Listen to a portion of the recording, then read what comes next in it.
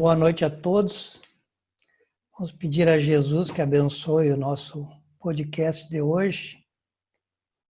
Hoje vamos tratar de um tema interessante, que não envolve muitas perguntas, mas que é um tema que a gente tentou trazer mais alguns componentes para a gente tornar o tema um pouco mais atrativo, né?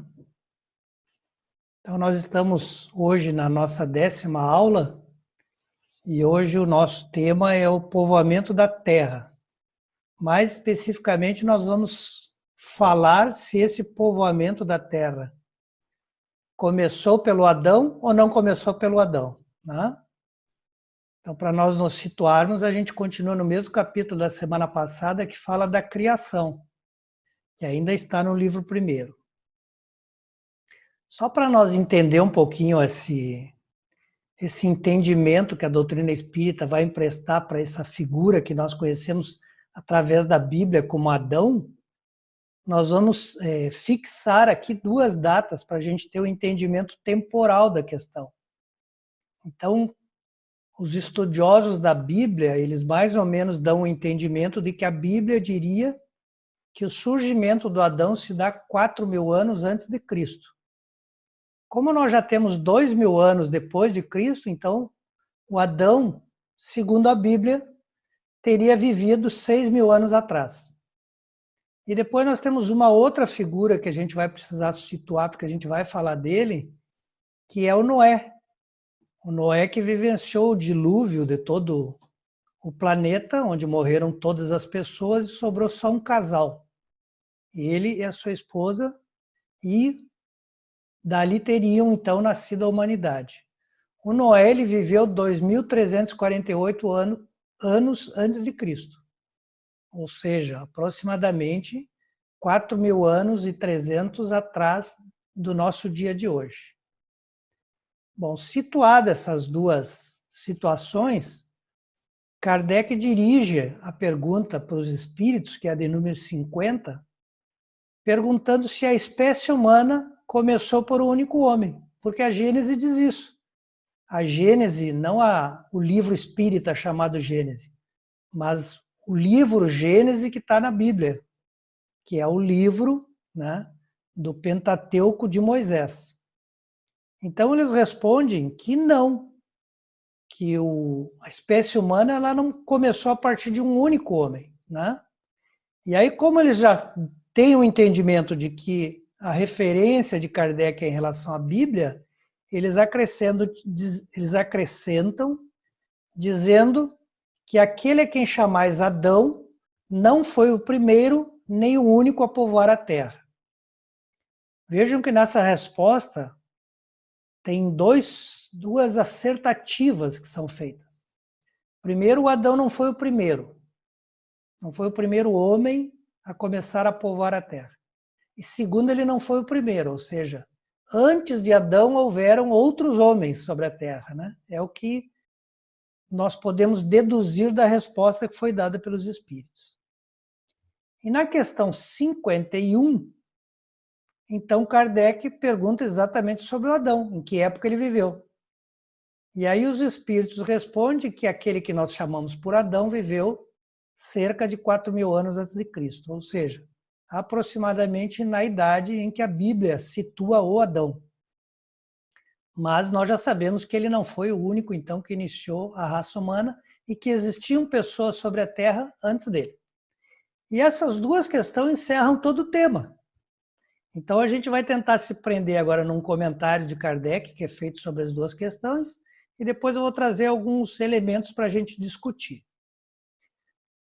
Quanto à nota de Kardec, que está ainda no Livro dos Espíritos, ele diz que esse homem que a gente, por tradição, chama de Adão, foi um daqueles que sobreviveram em certa região do nosso planeta a um dos grandes cataclismos, né, que revolveram as diversas épocas a superfície do globo.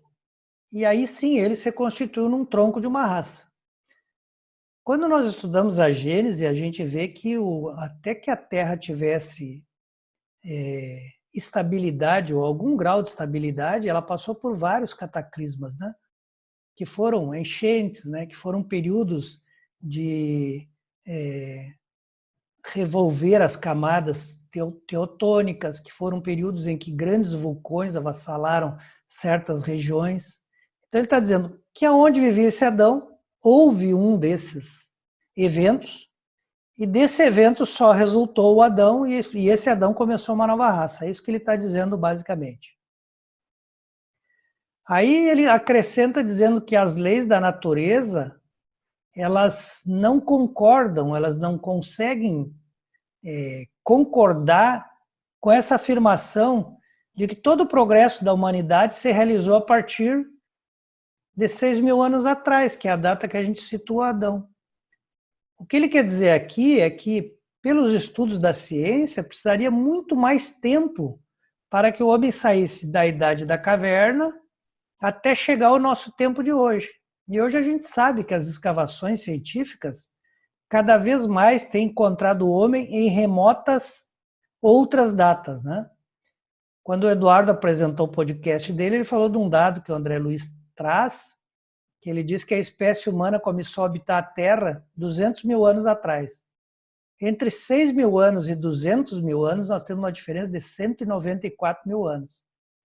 Então, os 200.000, eles estão, de uma certa forma, já concordando com a ciência, que tem encontrado fósseis, ou seja, restos e vestígios de civilizações, cada vez mais atrás, né? Mais distante desse ano que nós fixamos o Adão.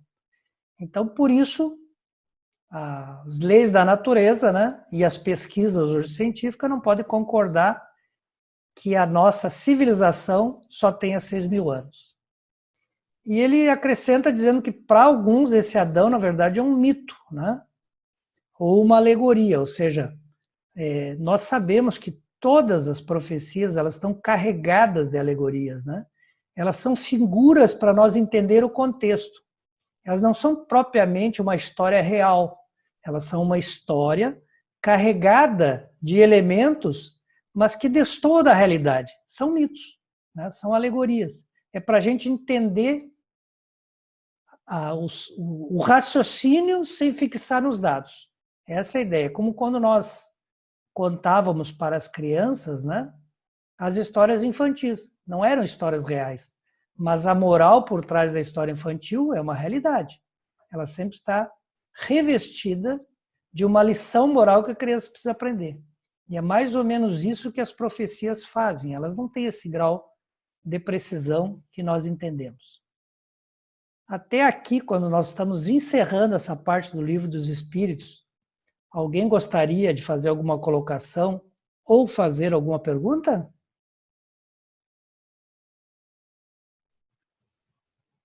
Não?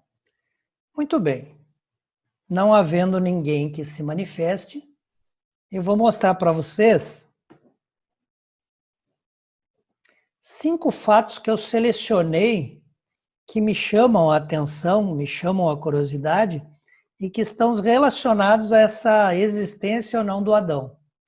E esses fatos eu extraí 4 deles da Gênese. Então, os 4 primeiros eu extraí da Gênese, que é uma obra complementar da doutrina espírita, que trata exatamente do mesmo assunto que trata a primeira parte do Livro dos Espíritos. Então, o primeiro fato que eu selecionei é a questão da existência de vida em outros planetas. Então, lá na Gênese, no capítulo 11 da Gênese, que trata da Gênese espiritual, Kardec também abriu um título que chama-se Raça Adâmica. Veja que aqui dá um salto, né? Nós estamos tratando o Adão como uma pessoa só, única, né? Um homem. Lá na Gênese ele já puxa para chamar de uma raça adâmica, ou seja, uma raça que nós representamos através da alegoria desse homem que nós chamamos de Adão. Então, na Gênese, Kardec vai afirmar que, de acordo com o que os espíritos ensinaram para ele, através das comunicações, a raça adâmica foi uma dessas grandes imigrações que ocorreram para a Terra. Vocês lembram que lá, quando nós estudamos imigração é alguém entrar no país, né? Ou alguém entrar na minha área no meu território. Nesse caso, são espíritos que entraram na Terra para reencarnar aqui. Então ele diz que essa raça adâmica são espíritos que eram estranhos à Terra, não viviam na Terra e entraram em determinado momento para reencarnar aqui. E ele acrescenta, era uma colônia de espírito vindo de outra esfera. Que esfera nós vamos entender como outro planeta. Continuando, ele diz que essa raça adâmica sempre foi descrita como a mais adiantada do nosso planeta. E descreve que é a mais inteligente e a que impeliu os outros a evoluírem. E aí ele fala da Gênese, ele está falando aqui da Gênese bíblica, né? Aí ele diz que a Gênese bíblica, desde o início, descreveu essa raça adâmica como uma raça industriosa, ou seja, não era uma civilização industrial, mas era uma civilização que já se aproximava da industrialização. Depois, quando a gente revelar aqui alguns povos que pertenciam à raça adâmica, vocês vão ver que eles já tinham um princípio de conhecimento industrial, né? Eram raças que estavam mais aptas às artes e às ciências, né? Nós sabemos que as artes já denotam alguma evolução espiritual, as ciências muito mais ainda, né? O espírito, para dominar a ciência, ele precisa ter evolução aí intelectual. E que eles, em nenhum momento há uma descrição na Gênese que eles tenham passado pela infância espiritual. Ou seja, quando a gente estuda o Adão, que agora nós já sabemos que é uma raça adâmica, a gente não vê ele passar pelo estado do homem da caverna, do homem da idade da pedra. A gente já vê ele com poder de raciocínio e sobrevivência diferenciado. O que dá a entender que quando eles aportaram a Terra, eles já tinham progredido bastante. Então esse é o primeiro fato que eu trouxe para nós, entender por que o Adão da Bíblia é uma alegoria, não é verdadeiramente uma história. Até aí, alguém quer apresentar alguma dúvida ou fazer um comentário? Não? Então, vou apresentar o fato 2 que eu também extraí da Gênese. Outros povos. O que diz lá na Gênese para a gente entender? Nós falamos aqui que o Adão, ele teria existido 6.000 anos atrás. E ele seria o primeiro homem a habitar a Terra. A Gênese diz, e hoje a ciência já comprova, que a civilização chinesa tem mais de 30.000 anos de história. Então são 24.000 anos mais do que o nosso Adão aí que a gente está estudando.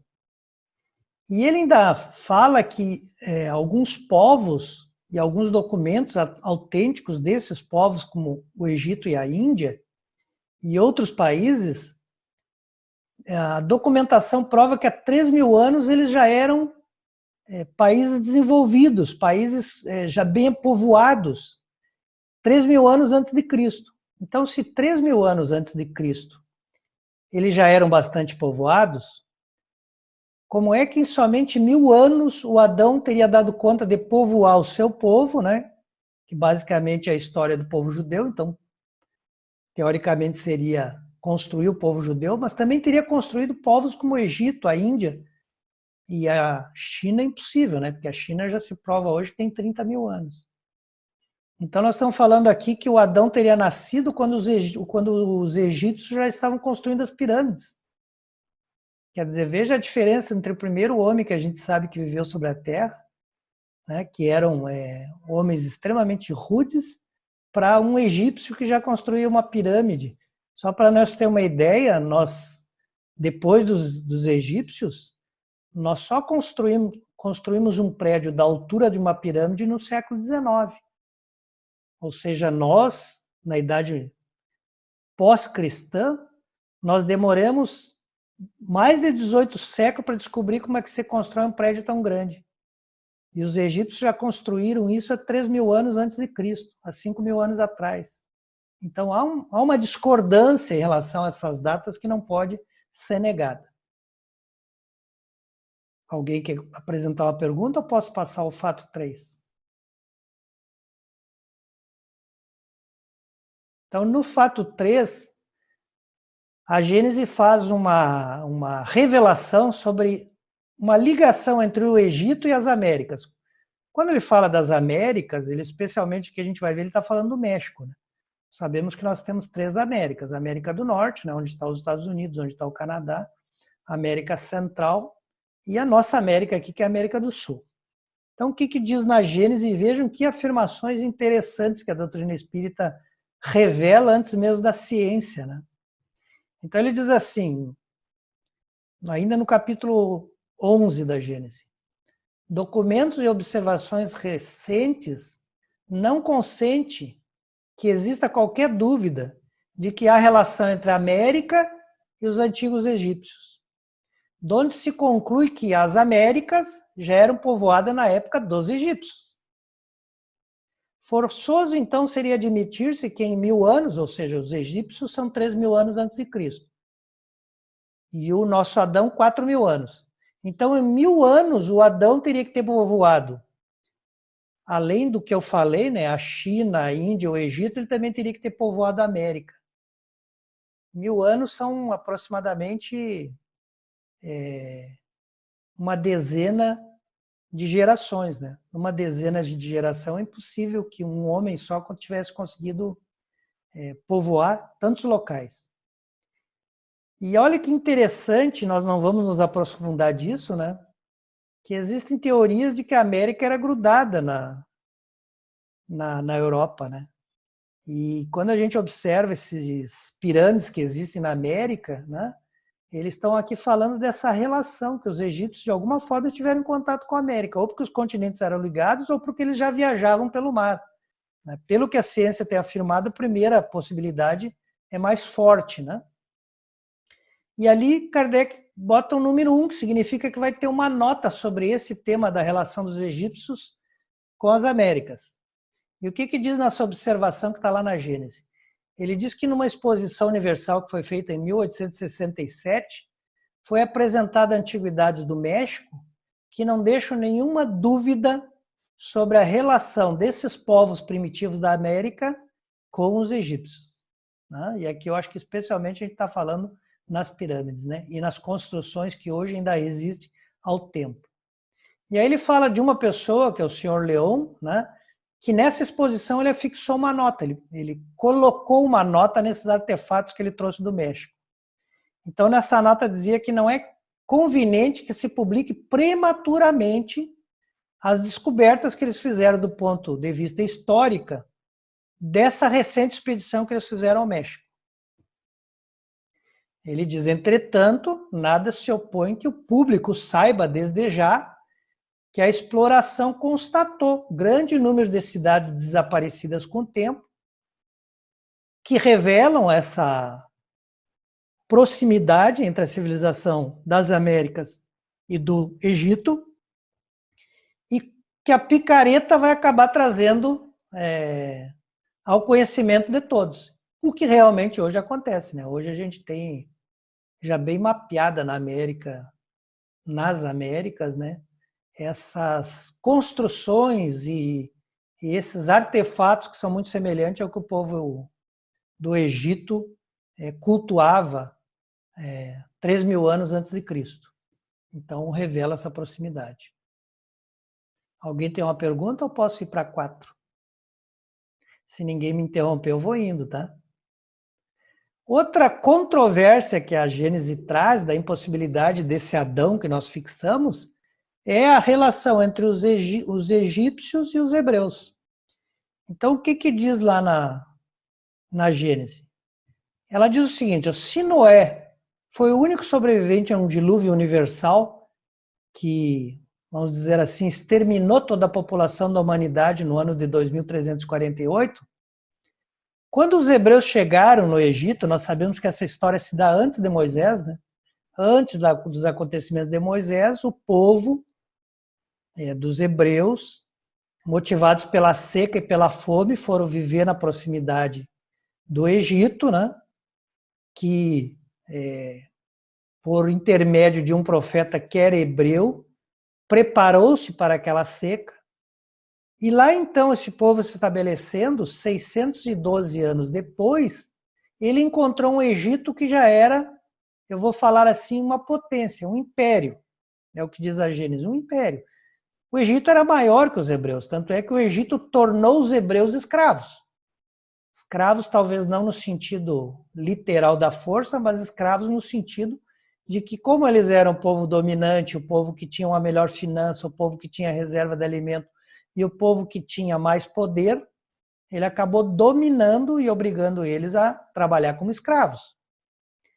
Então, como é que em 612 anos, nós admitindo a figura de Noé, os egípcios esqueceram que eles descenderam do Noé, que era hebreu? Como é que eles que cultuavam tanto essa tradição, né? As próprias pirâmides, o embalsamento, a maneira com que eles tratavam os mortos, tudo é a cultura deles. Como é que eles que cultivaram essa cultura e construíram monumentos para louvar essa cultura, não se lembravam mais que eles tinham sido todos oriundos do Noé? É uma impossibilidade. São muito poucos anos para você esquecer de onde você saiu. Então é outra possibilidade que mostra que essas datas de Noé e essas datas de Adão não podem ser tomadas como idades em que esses fatos ocorreram para toda a humanidade. Né?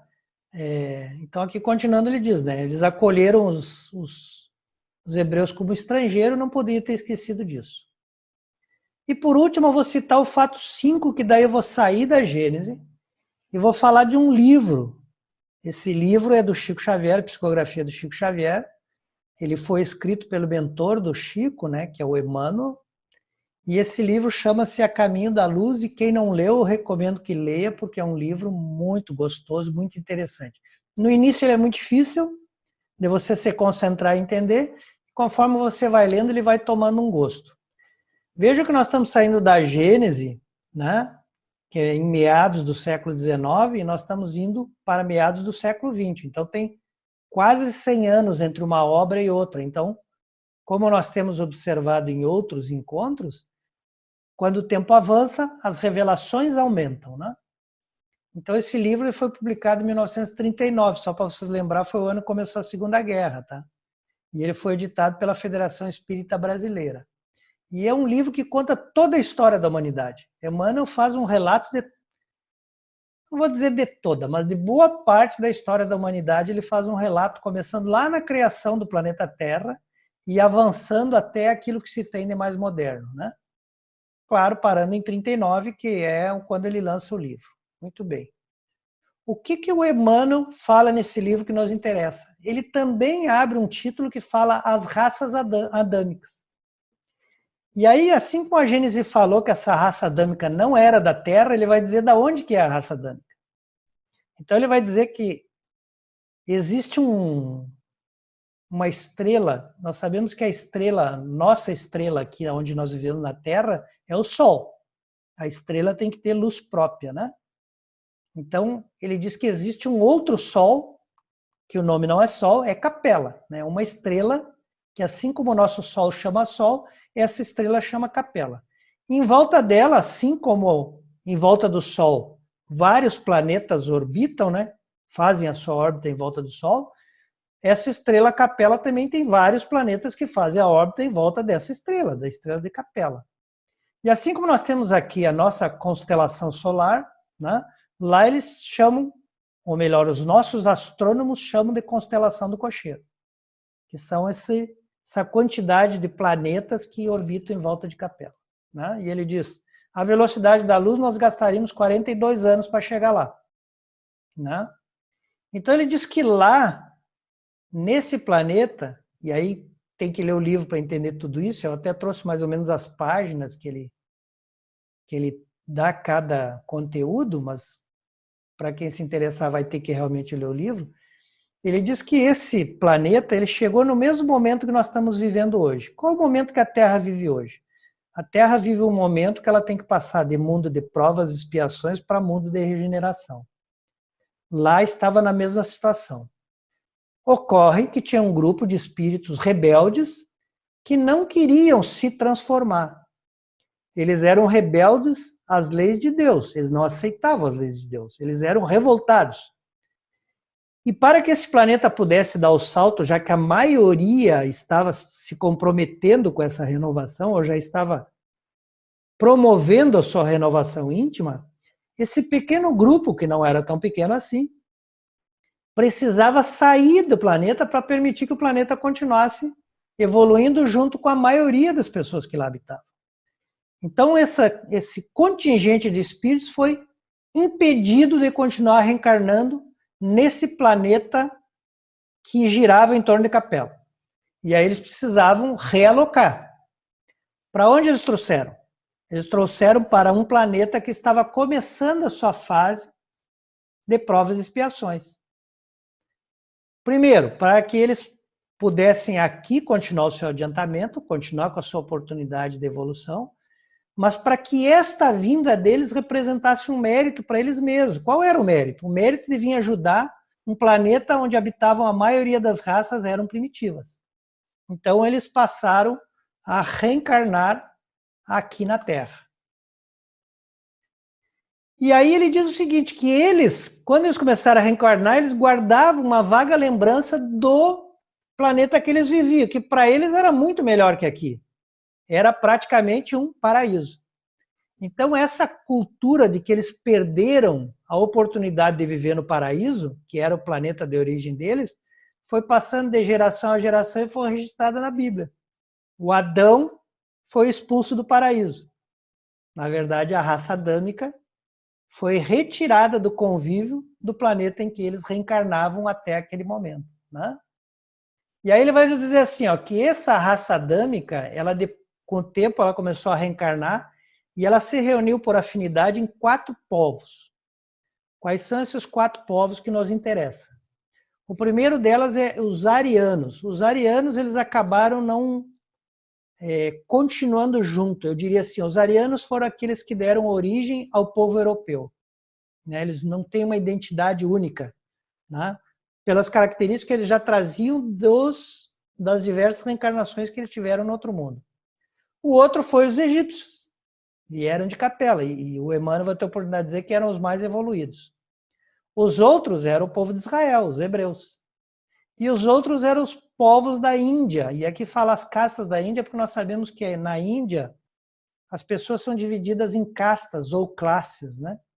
Então, por exemplo, quem é de uma classe mais elevada não casa com quem é de uma classe menos elevada. Né?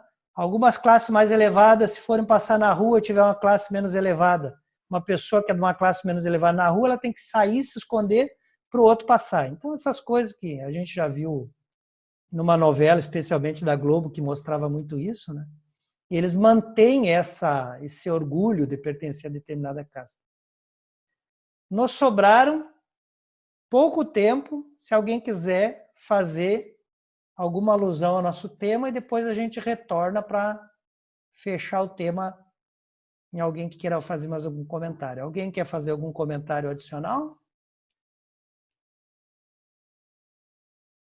Eu vou recomendar, então, vou sugerir, na verdade, né, que aqueles que ficaram curiosos, o tempo é exíguo para a gente mostrar todo esse encadear, né? Mas vocês viram que é um encadear de ideias. No livro dos Espíritos é mostrado pouca coisa, na Gênesis, no capítulo 11, essa quantidade de informação se amplia, e quando nós chegamos no Caminho da Luz, em 1939, realmente vem a revelação, né? Certamente o nosso planeta vai passar pela mesma situação. Para que nós possamos avançar, aqueles que se mantêm rebeldes à lei de Deus terão que voltar a reencarnar num planeta que esteja mais atrasado no caminho das provas e expiações. Isso é natural, da lei de Deus, né? Que aqueles que têm todas as oportunidades de se rebelam precisam realmente trilhar um outro caminho. E o benefício é você poder já ir com o mérito que está contribuindo com outro planeta. Né? Então, eu sugiro, dou a opinião de que a gente possa ter mais contato. Aqui a Ana Paula até passou para nós aqui, que poderia ter mais tempo para explicar sobre os exilados de Capela, interessante. Então, a gente encerra agora essa primeira parte, a gente vai voltar, né? E aí, naquilo que a gente souber, a gente vai tentar tirar as dúvidas. Eu vou agradecer a Deus e a Jesus que nos permite a oportunidade da gente estar vivendo num planeta tão evoluído, que tem essas tecnologias maravilhosas que já nos permite, com muito mais facilidade, trilhar o caminho da nossa evolução. e pedir que Jesus nos abençoe para que a gente tenha a sabedoria de aproveitar esse grande momento de transição, para que nós tenhamos o mérito de aqui permanecer. Que assim seja.